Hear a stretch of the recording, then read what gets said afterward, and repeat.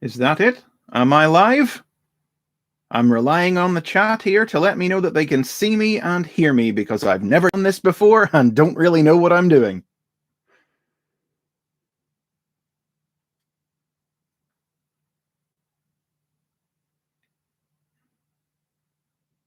I'm just looking at the chat there. I suppose, I guess there's a slight... Yes, okay, they see me, they hear me, it's all good. Okay, right. Well, so yeah, I thought I would do this week because there is no new episode of The Basics this week. Now, if you've been watching the channel for a while, a couple of years now, which is a strange thing to say, to think that it's been going that long already, that the show isn't weekly normally as a rule. I just can't bring an episode out every week necessarily. But at the start of the year, thanks to the short episodes that I do for Obscure Characters Month in January, I'm usually able to get a weekly episode. Well, that's the plan. That's the point of Obscure Characters Month, is to have weekly episodes. And then usually that rolls over into February so that I can have weekly episodes for the first 2 months of the year. But time catches up to one in the end, and that is where we have found ourselves this week. There will be an episode next week, but I thought I've been thinking for a while about doing some kind of a live stream thing. So yeah, that's what I thought I would do this week. Give you something else to watch instead of an episode. Poor substitute, I know. But yeah, I figure we'd just hang out here for half an hour, maybe an hour max, no longer than that. And I would answer some questions, because people often leave comments asking for the basics on me or the basics on the basics, and I don't even really know how to answer those questions sometimes. So I got my phone here, and I've got the questions that I asked you to leave questions before. I am going to try and pay attention to the chat if I can, if there's anything asked there that I can, about any of the things that I say on here and I can follow up, I will. But I'm mostly going to be working off the questions people have asked already. I did ask you not to ask when a basics episode about this character that you wanted to see would be made, because the answer is always when I feel like it. Basically, I don't have a huge, far-reaching schedule. I'm normally thinking a couple of episodes in advance. I have about the next 2 months planned out in my head right now. But the answer to the question that so many people leave comments for, when will the basics on Impactor happen? It's like, yeah, when I feel like it, But as I said it before, but I'll say it again because obviously not everybody watched that video. Megatron, the basics on Megatron, is going to be the series 150th episode. And I'm currently working on the 134th episode. So it's about 16 episodes until Megatron gets his go round. Okay? So you can point people towards this video. If you want to let them know that going forward in the future, because I'm sure there will be many comments left still asking when Megatron, and that's when Megatron 150. So let's see here. What have we got on the questions? Well, top comment from Dr. Newton Geisler. That's a Pacific Rim character, isn't it? Where did you first get the idea for the basics? Which is a great first question to ask, probably. And I guess that I always sort of thought that it is an outgrowth of what I've always sort of done with fandom, really. I've always been, on the curative side of fandom, but ever since I was a kid, I always liked fact files and handbooks and guidebooks, information, about whatever I was interested in. And back in the old Marvel Transformers comic, the old A to Z, or the Transformers universe profiles, loved that stuff when I was a kid and would always love it. And I think it's no surprise that whenever the internet happened, I then wound up doing a lot of wiki stuff, and I still am an admin on the Transformers wiki, but I haven't been too active there for a long time. Not like I used to be when I would do the IDW write-ups every week. But it was around when did this? It was 2017, wasn't it? And I'll be honest. When I started the series, I'd been out of work for a little while, about a year or so. And that was I chose that. I had previously worked in comics retail for 10 years, and it wasn't wasn't going anywhere. You know what I mean? And I always sort of found myself. I always drew a lot of inspiration from my friends in the Transformers community when I would see, from particularly, seeing them at conventions, and seeing people achieving all these great things, all these artistic dreams or creative dreams, and I always drew a lot of inspiration from that. So I decided that I would leave the job that I had, that it wasn't going anywhere, and I would try and find my path in that regard. Now, I always say I am very, very lucky that I was in a position to be able to do that. But I bummed around for a bit, tried a couple of different things, but nothing was really clicking. And I'll be honest with you, I've talked about this in a few different places, and I'm pretty open about it.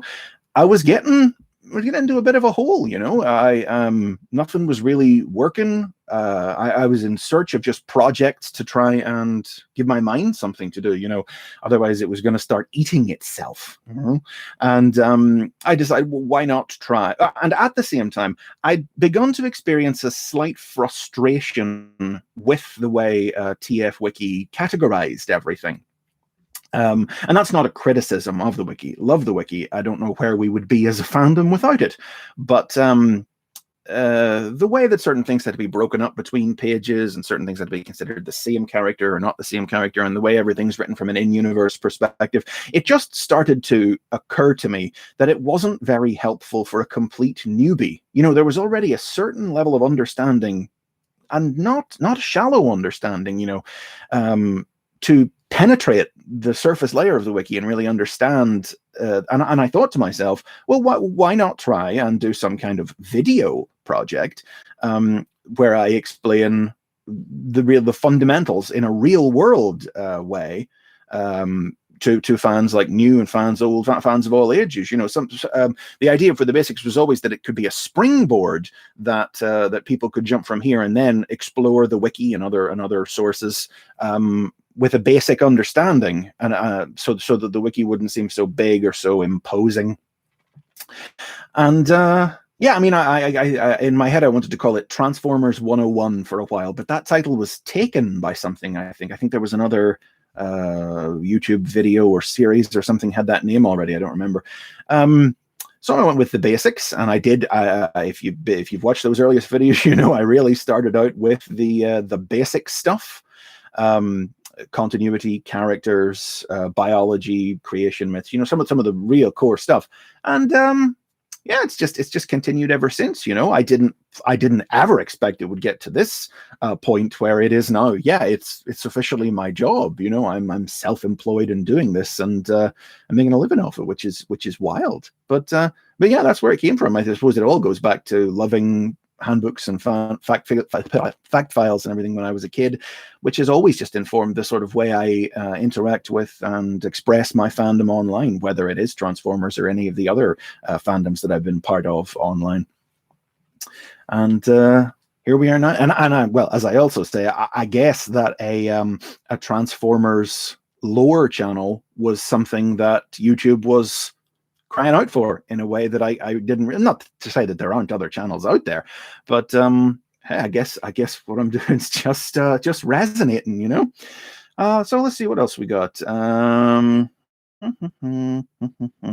Which episode of the base? I'm not going through these in any order. I'm just scrolling here randomly and seeing ones that grab my attention. I'm not going to be able to answer all of these. Which episode of the basics is your favorite and why?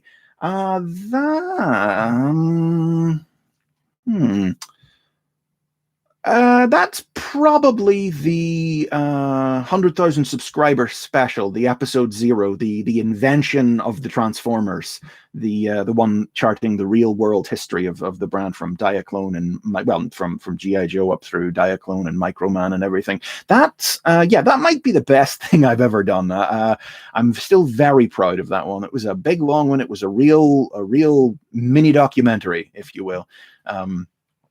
Why is it my favorite? I guess it just came out really well, Just talking about other series, I see a question has just flown past there. Would I ever do the basics on Transformers Brave? Not Transformers. Would I ever do the basics on the Brave series? I've answered that one a few times before, but I've never considered the Brave series. Same for characters like Death's Head, for instance, a Marvel character with the tertiary Transformers involvement. I've always considered those within the scope of the series. Definitely something that I could or would do episodes on in the future. The only problem is I haven't watched a single episode of anything Brave, so I can't. At least until I watch those, I can't do a Brave episode because that's part of the process of creating them. I've seen a few people have asked, and it's gone by in the chat already, like, where do you get your information from?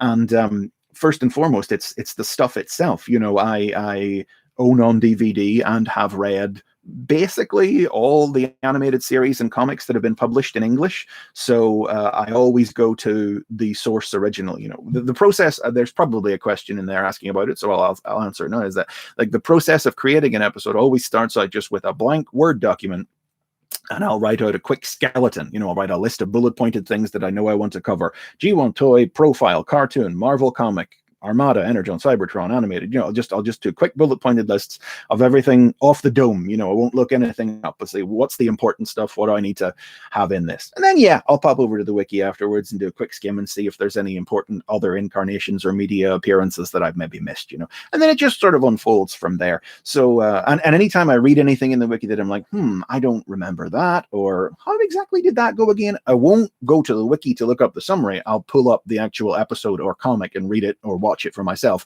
to see how that went, so that I can always try and present the most accurate, or sort of as I see it, the most accurate, rather. I try not to go through someone else's prism or someone else's filter. You know, that's why I always say that this series, The Basics, is only intended to be a springboard for people to go off and do their own watching and their own reading and their own enjoying, rather than to be the final word on it. That's why it's just The Basics.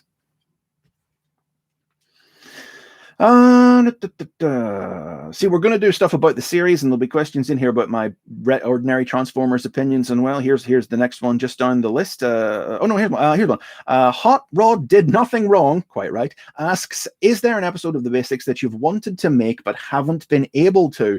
And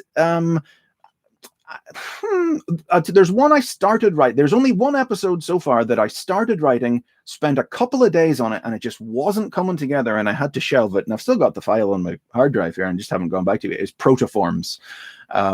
Couldn't make it work for whatever reason. I will one day. I'll go back to it. I'll get it sorted. Probably when I go back to it, it'll come together, no problem at all. That happened with The Fallen. I started writing a Fallen episode a year or two ago. Just couldn't make it work. But then I came back to The Fallen, what was it, last year? And just came together, no problem at all. So a little bit of time, and I'm sure Protoforms. Look, I think I'm probably approaching it from the wrong direction. But yeah, that's the only one in my mind that sticks out as one I couldn't quite get right and didn't push. I mean, as far as subjects that I've wanted to make and haven't been able to, obviously, sadly, there are some characters and things out there in the Transformers universe that don't have the exposure or haven't done that much in history, that there's just not enough content, you know. I can't. Thunderhoof, there's a random example, you know, great character, really enjoyed Thunderhoof, but he's done 2 things in all of everything ever, so I'm not going to be able to make a video about him anytime soon. So that is the that's the problem. But it's not like I'm in danger of running out of characters or series or concepts or places or things anytime soon. You know, I working in a very primitive analog way. I have a piece of paper late last year. I just took a piece of paper and I just started writing out names on it. And I was like, normally half the time, like whenever I want to think about what an episode I'm going to make, I just pull an idea out and I'm thinking, yeah, that sounds, yeah, I could do that. But I decided to start writing out names. Every time something popped into my head, I would just write it down as a little reference document for it. And I have like 2 years worth of episodes written down on that piece of paper. And in the time since I started writing the piece of paper, I've also made episodes about things that aren't on that list. So no great danger of running out of stuff. Oh, I can't keep up with the chat here at the same time as I'm talking at all. But hi to everybody who keeps saying hi. Are you married or in a relationship? Pendy Live asks, nope, single. Will you do Transformers crossovers as an episode? People ask about crossovers all the time. I think, yes, that will inevitably happen. Something I try not to do in episodes is just have them be a list of stuff. You know, I like whenever there's some kind of narrative, some kind of overarching story or theme or direction to the episode, a start point and an end point. So crossovers to me has always seemed like a subject where I would just be writing a list of times that there have been crossovers, and I'm sure there's a way to do it. You know, I'll figure it out eventually. There are so many different forms crossovers have taken, from comics to toys to, I see somebody keeps asking about the My Little Pony comic in the chat there, and yes, I have read it. It's a lot of fun. So I'll figure it out eventually. Yeah. Let's see what else we got here. I'm just looking at this, see if anything flies by. Am I the guy who did the commentary on the Headmasters DVD? Yes, I am. Yes, I did audio commentary for the Headmasters, Master Force, Victory, and Transformers the Movie DVDs that were released by Metrodome here in the UK. Ooh, 16 years ago? Oh, goodness, that is... Take a drink. Oh, that's a long time. But it's nice to know people still stumble upon or remember those. How did I get the job doing the commentary? Adam asks in the chat there.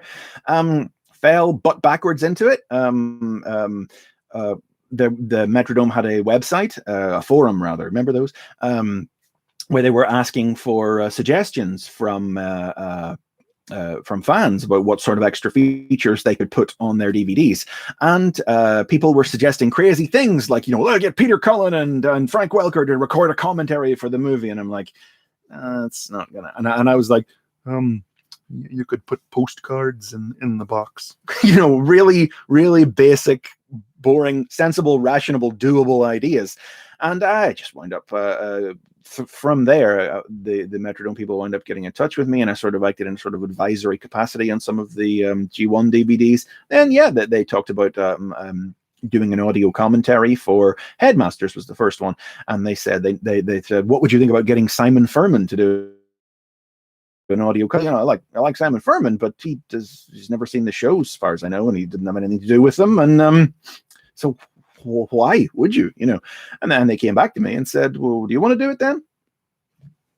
But I was like, let me think about that for a second. So yeah, that was how that happened. And I did. That was Headmasters came out 2005, and then the movie came out 2007 to coincide with the live action movie. So yeah, there was whatever, 2 months, 18 months, 2 years that I was doing that on and off. Toa Brony, I see, has just asked in the chat, why wasn't there an episode yesterday? As I explained at the top of the chat, there just isn't enough time in the week to bring an episode out every week. Sometimes the next episode's kind of a long one, and it's just going to be next week. What can I tell you? There's no conspiracy behind it. Let's see what we got. Scroll through.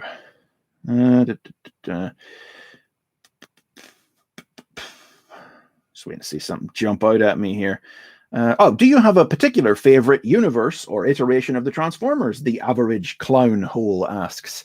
And yeah, I think it always comes back to Beast Wars for me. I flip-flop sometimes. I flip-flop between Beast Wars and animated, just as, short-run, tight animated series.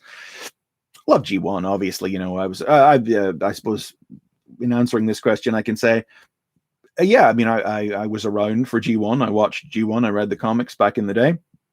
Was a kid in the 80s, so what kid in the 80s didn't have some exposure to Transformers, fan of it, owned loads of the toys. My first Transformers toy was either Snarl or Starscream. I don't remember in what order. I got Snarl for my birthday and Starscream for Christmas, but I don't remember which came first. Yeah, and then Beast Wars in the 90s brought me back in, and that led to me, joining the online fandom in the late 90s, and you haven't been able to get rid of me since, basically. So yeah, no, it always comes back to Beast Wars for me, I think. The one thing I always say about it, when I flip-flop, as I say, between Beast Wars and animated, because Beast Wars was sort of making it up as it went along, and animated had a bit of a larger plan in mind, although they were still making some stuff up as they went along too. I always say the single best season of Transformer television is either Beast Wars season 2 or animated season 1. But I find something to enjoy in most of the shows. Prime is certainly up there. Rescue Bot's a great fun show as well. Beast Machines, I like Beast Machines. All right, yeah, I like most of the Cybertron's another one I really enjoy. Yeah. But the basics has always been about positivity. That's one of my guiding principles when I started the whole thing, was always that unlike a lot of like YouTube culture or commentary or discussion,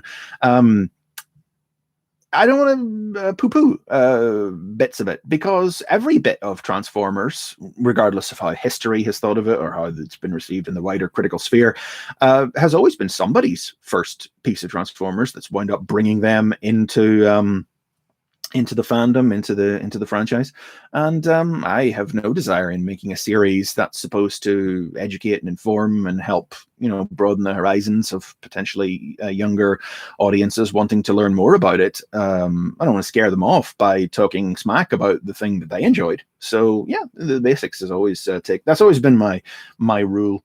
Oh, there's one that's gone past that I know someone else asked.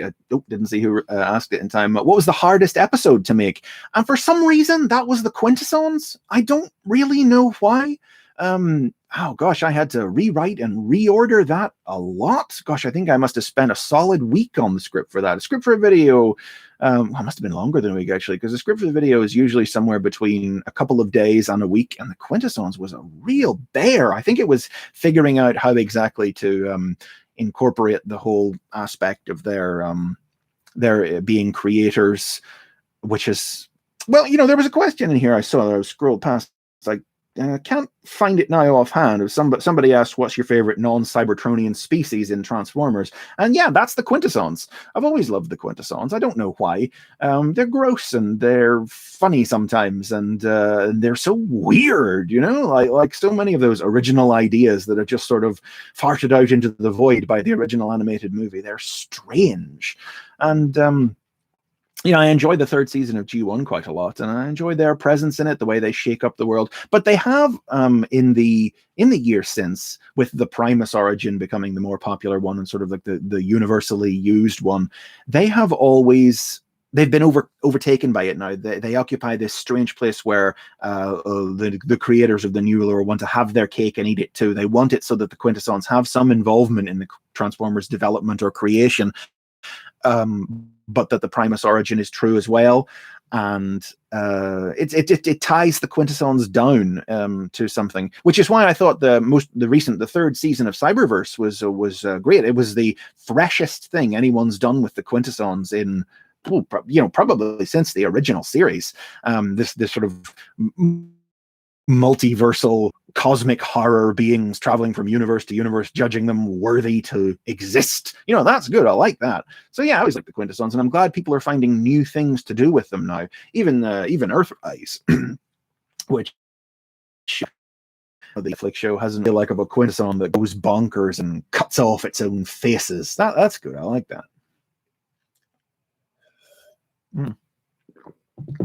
Have I frozen? No. Have you ever, Toa Brony asks, have you ever been in the Transformers attraction in Universal Orlando? Yes, it was when I went to BotCon in 2014, the one and only BotCon I've ever been to. I did go there. Got my picture taken. I looked like Seth. Oh, I got... Looks like I'm lagging a bit. I think is getting a little dodgy these days. I'm barely 2 years old, but I work it to death on this series, What's the best way to become part of the community? Gosh, I don't know anymore. When I became part of the community, it was back when the alt.toys.transformers, the news group on Usenet, existed. And that was kind of like where everybody was and everybody knew everybody. And that was it. I got to be honest with you, I don't really know where you go to start now. I would have said Tumblr and the Lost Light More Than Meets the Eye community, the big community that sprang up there. The IDW comics community seemed like a good in for a lot of people.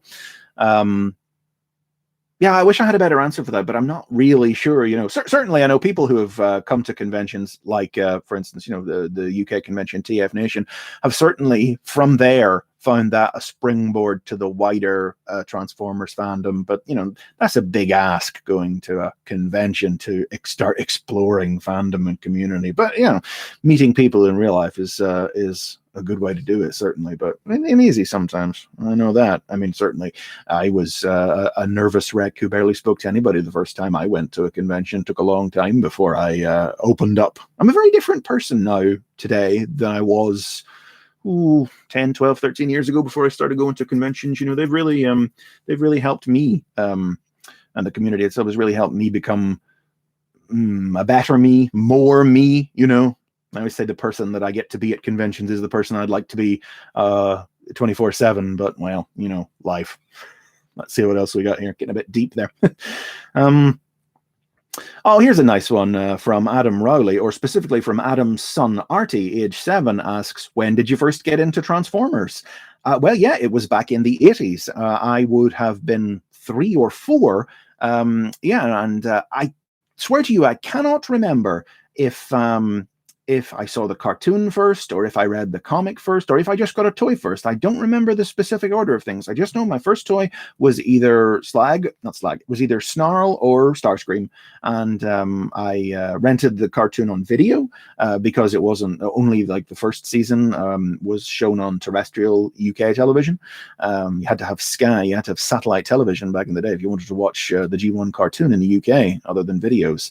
And I read some issues of the Marvel comic. Didn't get it regularly, but read a lot of it back in the day. But it never, they always say that the Marvel comic was sort of like the primary text for UK fans because it was such a big thing here versus the more limited exposure the cartoon had. I don't think I ended up that way.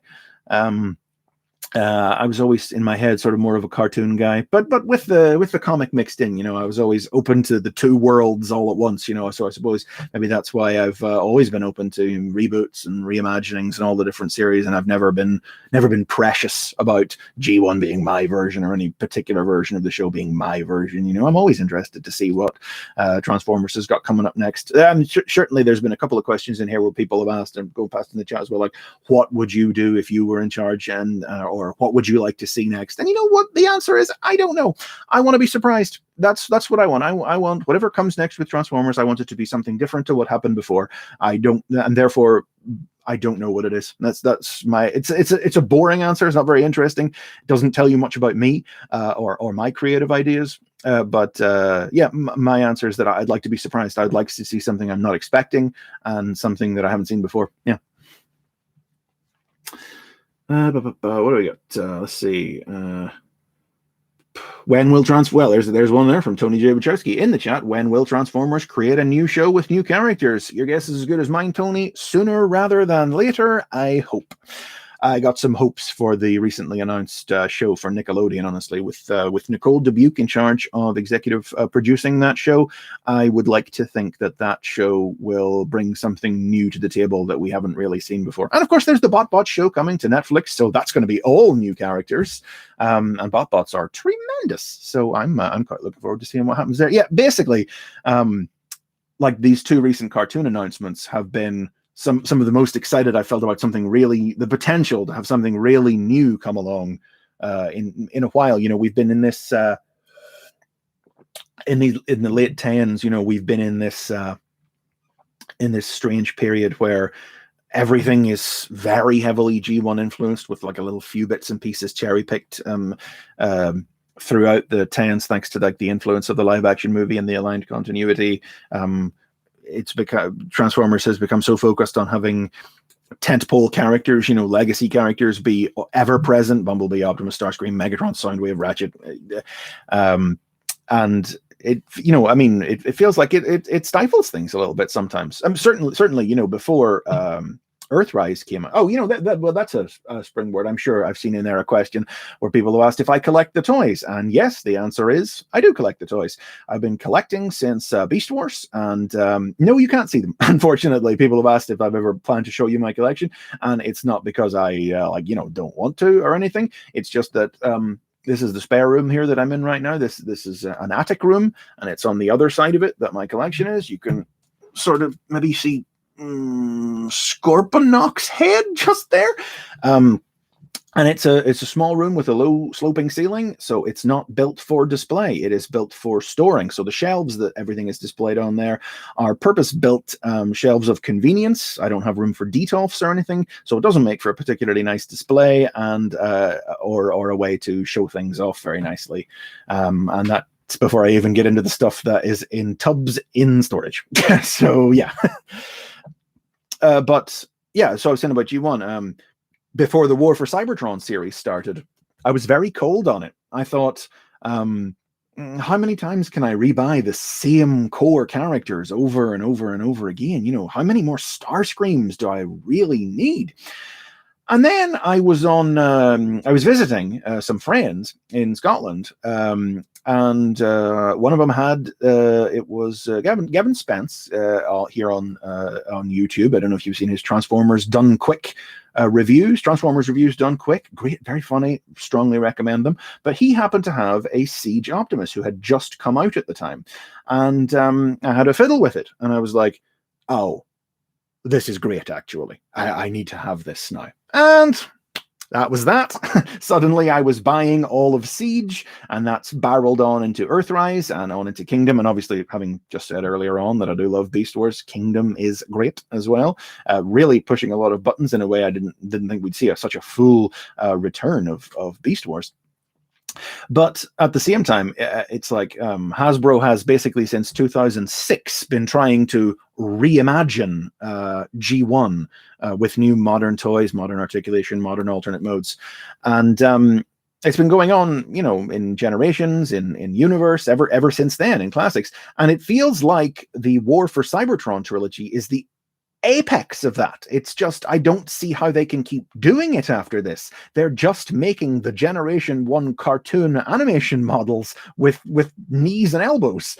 I don't know how you keep doing that after this trilogy is over, which is why I have to hope that what comes next, and why the news of a BotBots cartoon and a new cartoon on Nickelodeon is so exciting to me, because it sounds like it could actually be something quite different to what we've been getting for a while, and a new something fresh, I hope. So we'll just have to wait and see. Unfortunately, we've got a couple of years, but yeah, we'll just have to wait and see. Let's see what else we got.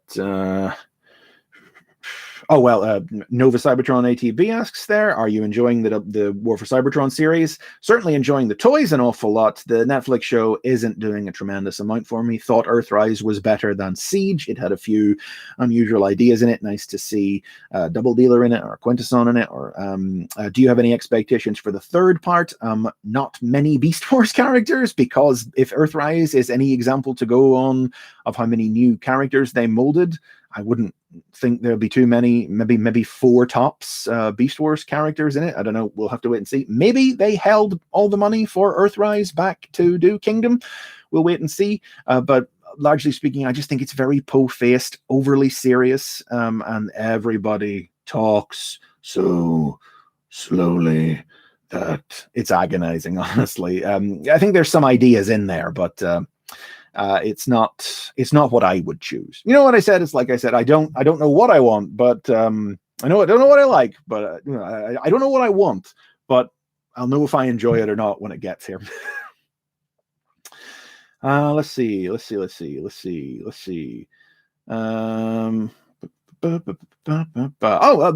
one people have asked.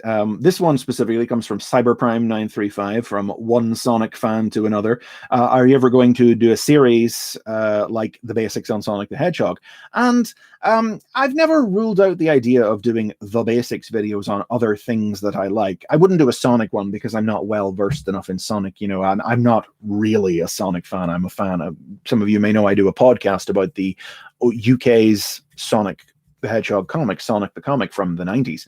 But I'm a fan of that more so than being deeply involved in Sonic. I don't read the modern comics. I don't watch the cartoons or anything, you know. So as I was saying earlier about how I make Transformers the Basics, it always involves going back to the actual text or the actual show itself. So yeah, whenever I would want to make the basics on anything, it would always be based on personal experience, personal knowledge of the thing itself, rather than relying on secondhand write-ups. So it'd have to be something that I was already very invested in and already knew a lot about. And I did do one video a year or two back. I did the basics on the Infinity Stones for Free Comic Book Day a year or two back. I didn't get a lot of heat off that video. You know, I guess people are really here for Transformers, so what are you going to do, you know? But I wouldn't rule it out in the future. But right now, it's Transformers is my focus. But, you know, I'll probably event years from now, whenever I have started to run out of guys, I probably will branch out a bit, you know?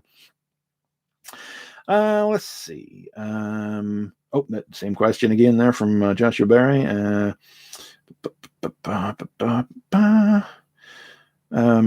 Torture Device asks, where did you find so many informations about the Transformers franchise? And as I say, most of it is just from personal experience off the dome, but the wiki is an invaluable resource. But I've always been about creating a springboard so people can go from here into the wiki with less fear of being overwhelmed.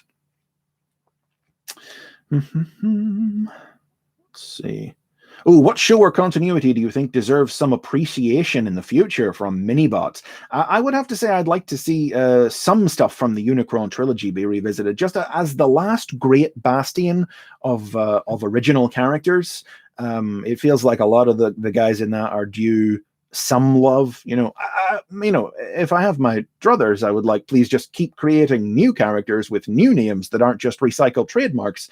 But as the last great time that the Unicron trilogy was focused on making brand new characters instead of finding new ways to make old characters look different. Yeah, guys from that, I feel like, and we're coming up on the 20th anniversary of Armada soon, so maybe a little bit of hot shot. I mean, I see a few people have asked here, but, well, yes, Flarps there is insistently asking, can you do a hot shot basics?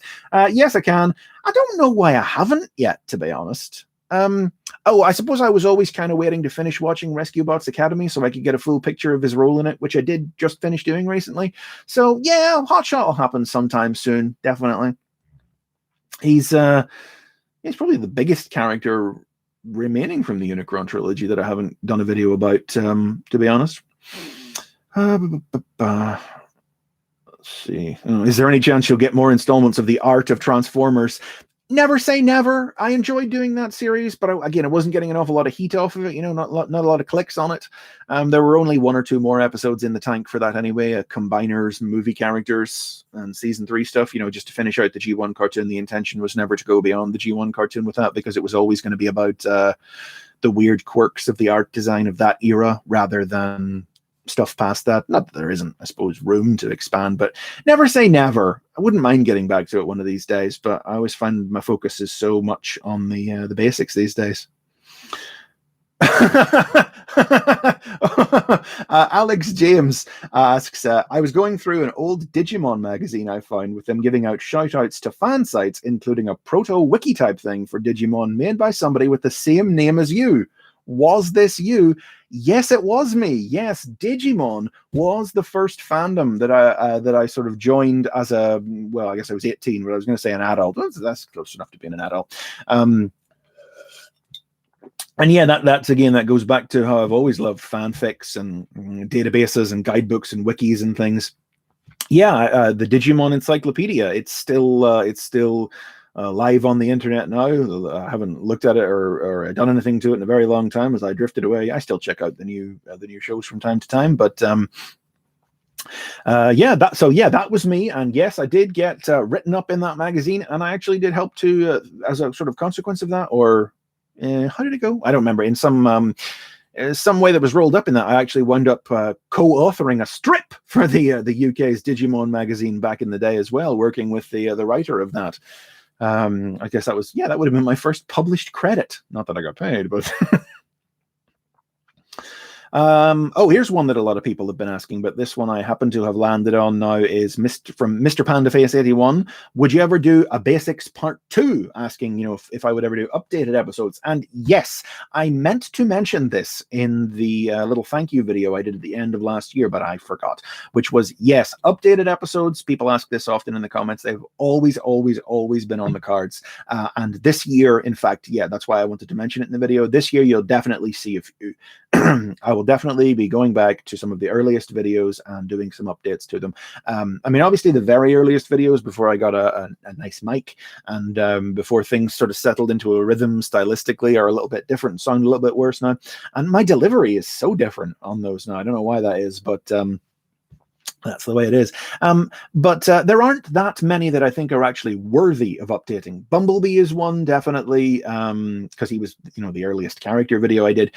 Maybe Windblade, maybe Bludgeon, maybe Slipstream. The Quintessons are quite a recent one, though, that then they just came along, blew up the whole end of the video with Earthrise and Cyberverse at the same time. So yeah, there are a few. It's probably under 10 right now that I would say are truly worthy of updating. Like, I'm not gonna to put out like little tiny videos where I just describe the new things that I've got up to, it would be do the whole video over again from the start, have it be a complete thing, adding the additional things on.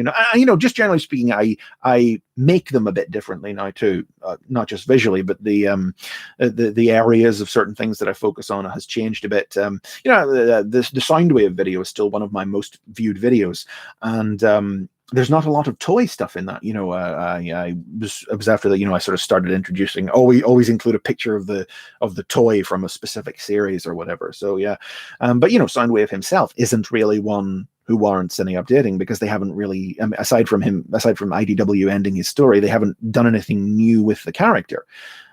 He's just made a few more appearances here and there, but he hasn't had any stories behind him. Whereas somebody like Slipstream, who's had a big starring role in Cyberverse and in the IDW comics, or Bludgeon, who got his first TV appearance in Cyberverse, or Bumblebee, who's had a film and been a star of a TV show.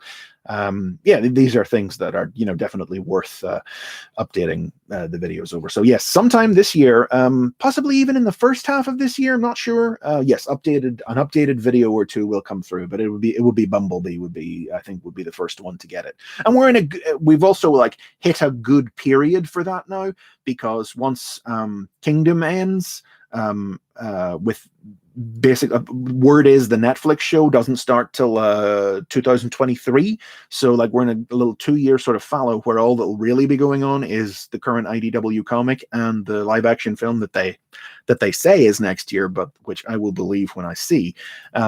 So we'll be in a low activity period where updated videos will be a good thing to do then and there, because they won't be it'll be a year or two before they get severely overwritten by anything new.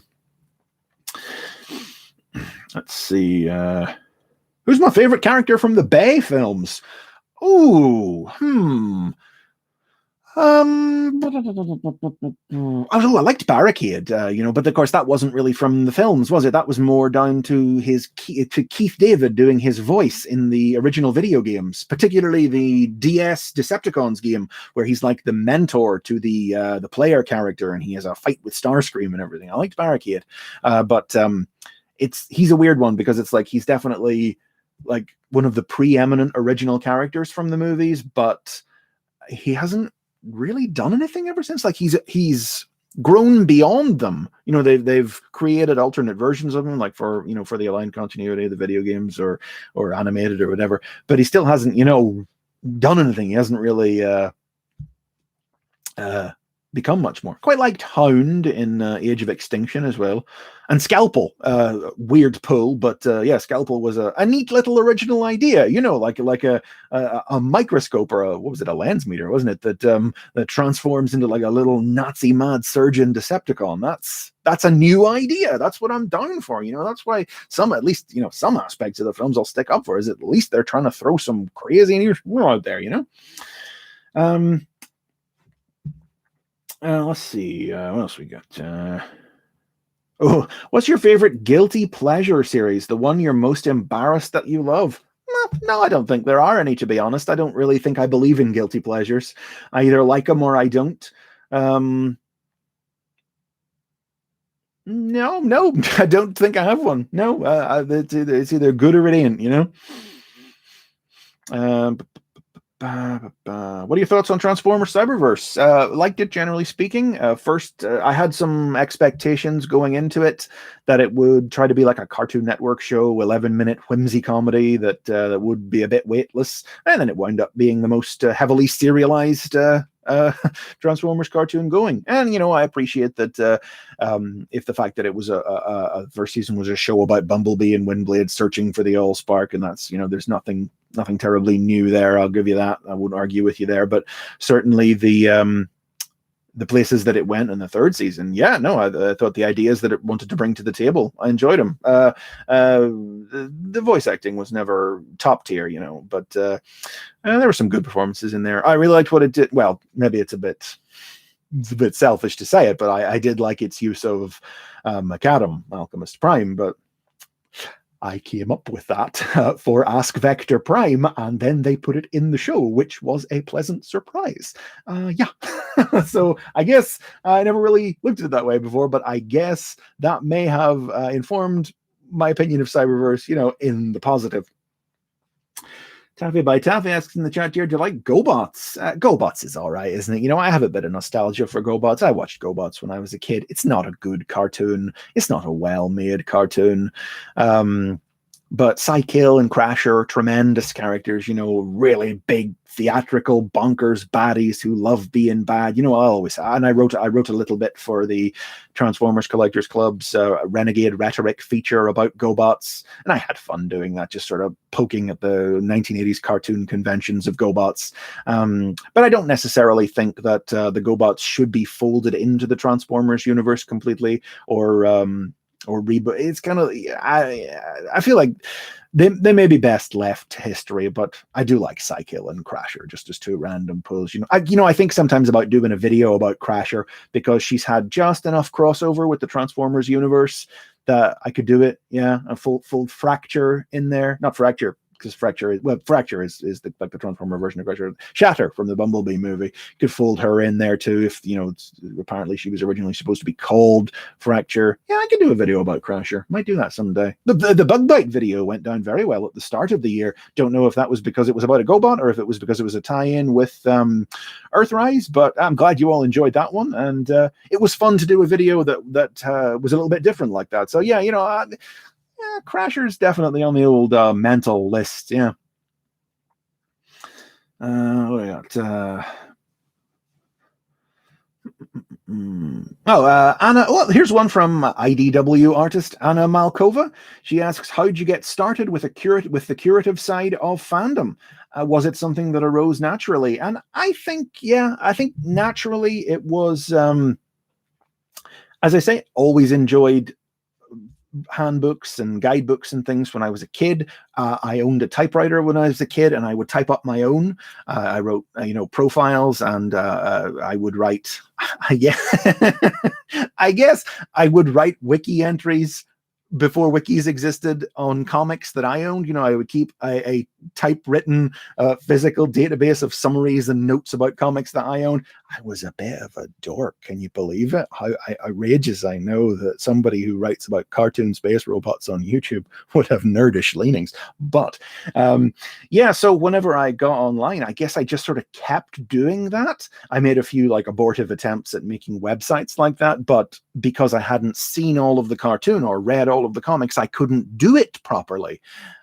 Because shock and horror, folks, this is before the comics had been reprinted and before the cartoon had been released on DVD, is what I'm talking about here. You don't realize how inaccessible a lot of this stuff was for a very long time. But yeah, and then once the wiki, then there was Wikipedia. And I did a lot of stuff on Wikipedia, and then from there, the Transformers wiki itself arose, and it was like coming home. I was like, oh, this is what I've been working towards all these years. This is the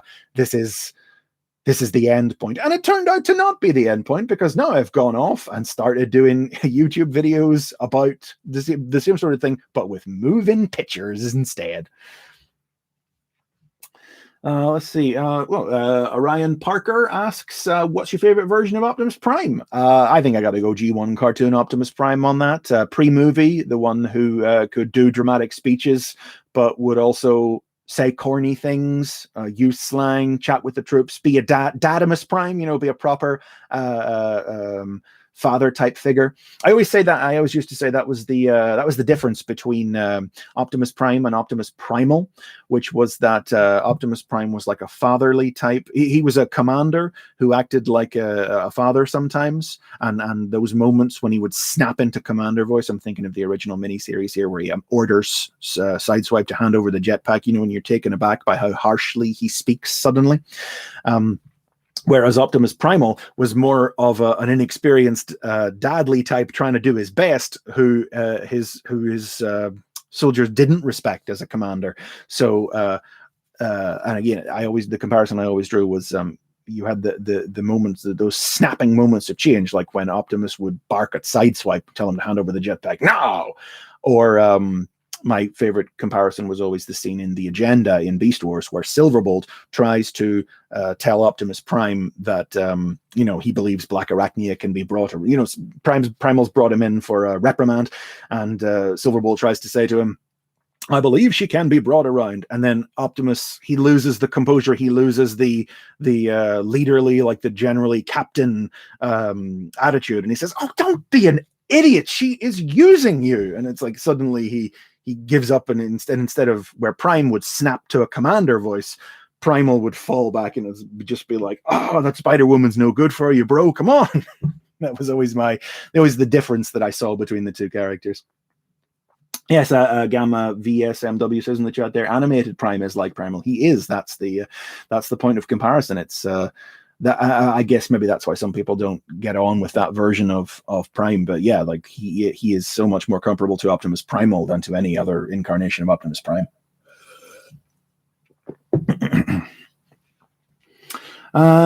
Just looking in the chat now. Who's your favorite human character? Ooh, do I have one? I always liked Sari, but people will always tell you she doesn't count, and it's like, she counts. Come on, she's the human character in animated. Just because she turned out to be a robot later doesn't count. I was quite fond of the kids from Prime. When they found the right place to use them, they struggled sometimes to figure out exactly where and when to have those kids in the show, but they found a balance after a while. I quite like the kids from Cybertron. They brought certain skills to the table that justified their presence. Kobe's mechanical skills. Spike never had any hard feelings about Spike. The G1 cartoon always sort of knew how to use its human characters. They were always there, but they were balanced just right. The show they weren't main characters in the show the way, like, for instance, in Armada and Cybertron and Energy, the Unicron trilogy, that the human characters were main characters in the show.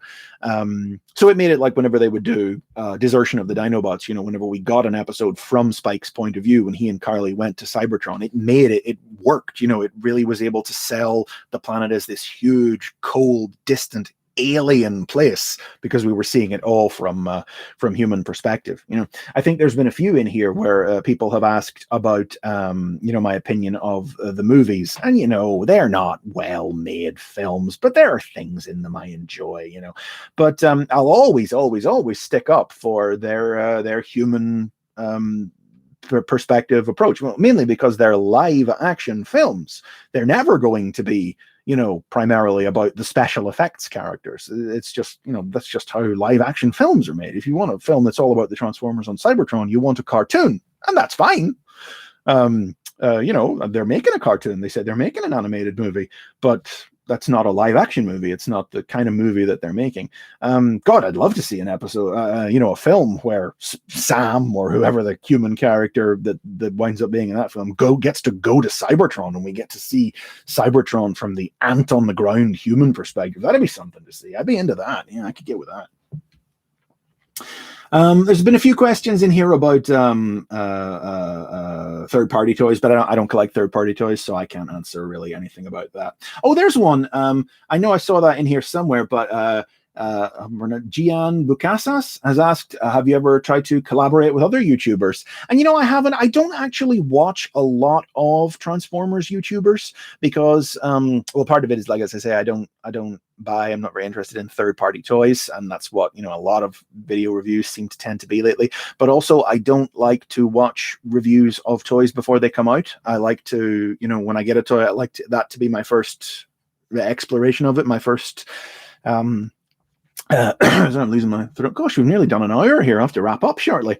Flew by. Goodness. So I like it. I like whenever I have a toy in my hands to be my first real, exposure, exploration of it, finding out what goes where and how it works and what and everything. So I don't like to watch reviews ahead of time, which is what a lot of Transformers YouTube reviewers focus on is showing us new toys as they come up. But I'll never miss a few. Always watch a toy grind.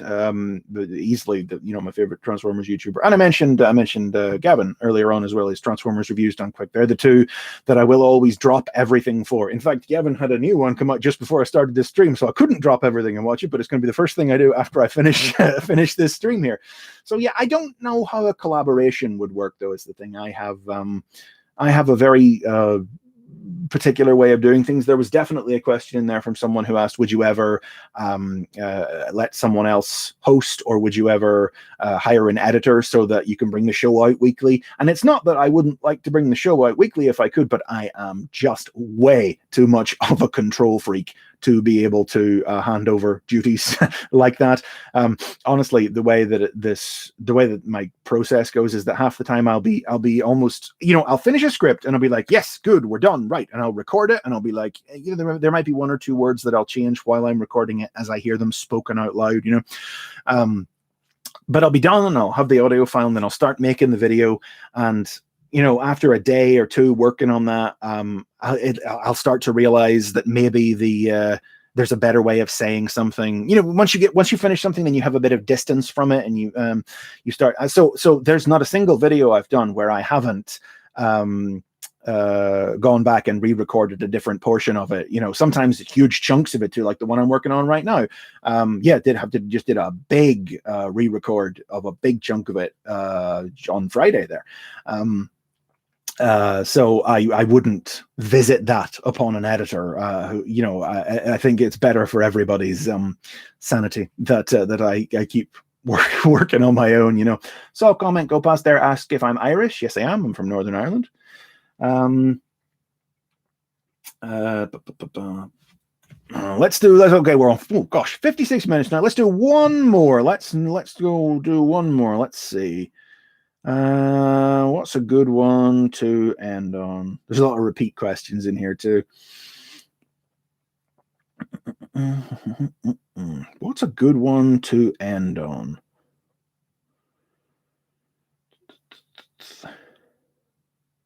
Oh no, we're dead air now. Bad content. Try and find a good one. Oh, nothing's jumping out at me. Let me look at the chat quickly here.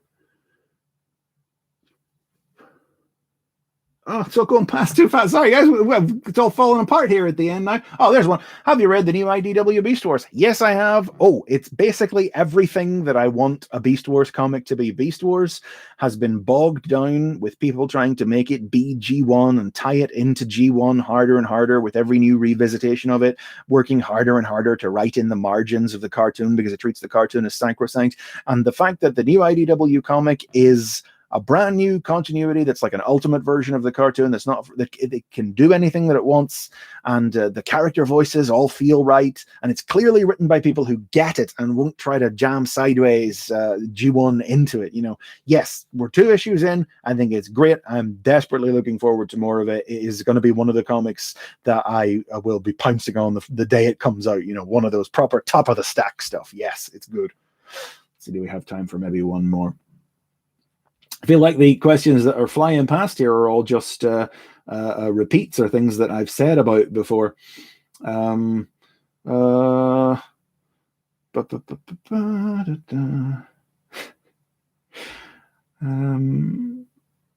I'm just going to do some quick fire answers here. Have you played Earth Wars? No, I haven't. Not a big mobile gamer. How did you watch the anime series? I did them. Did the DVDs on them was where I first got the exposure to them. They sent me tapes.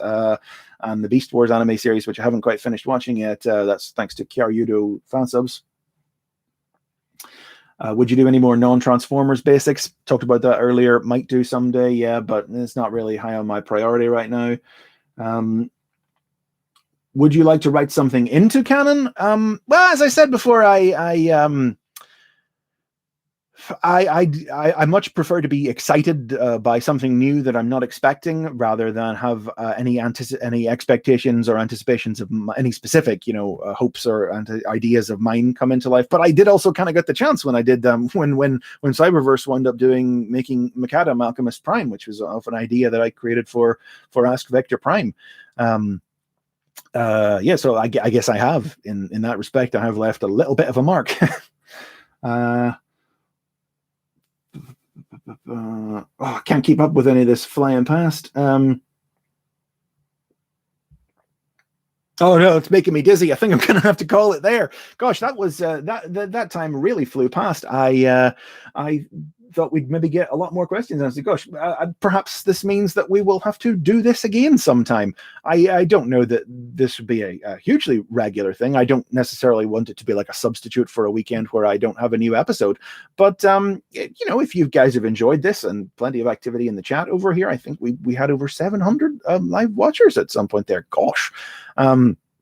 If you've enjoyed it, you know, yeah, leave a comment below if you'd like to see some more of these. And, you know, I'm sure that you disagree with some of my opinions and some of the things that I like that you don't like and everything. But hey, you know, that's just what this is about. This is just about me telling you what I like, because my show will always be one that treats everything fairly and equally and does not poo-poo if it does not have to. So yeah, so there will be an episode next weekend, next Saturday. That should be going up. We'll be announcing that, and it'll be going live for Patreon supporters. Yeah, probably early in the week, Monday, Tuesday, probably. It's almost, I was just putting the finishing touches to it this morning. Should be ready to go. Will I tell you what it is? Will I tell you what it is? Is there a way for me to... I don't know what I'm doing here, as I say, so I don't know if there's a way for me to share my screen and show you the thumbnail, but oh, what the heck. It's the first of the new run of Patreon-supported episodes. This subject was chosen by Dave, Patreon supporter Dave, and it's gonna be Scourge, the last of the 3 Unicron-created Decepticons, getting his go-round at last. It's been a long one. It's been a tough one, but we have... goodness gracious, the chat is still flying past over here and there. So yeah, Scourge coming up next weekend. You'll be able to get access to that if you're a Patreon supporter early in the week. And yeah, perhaps we'll do another one of these streams sometime in the future. I enjoyed it. Hope you did too. And I guess that will do it for now. Bye.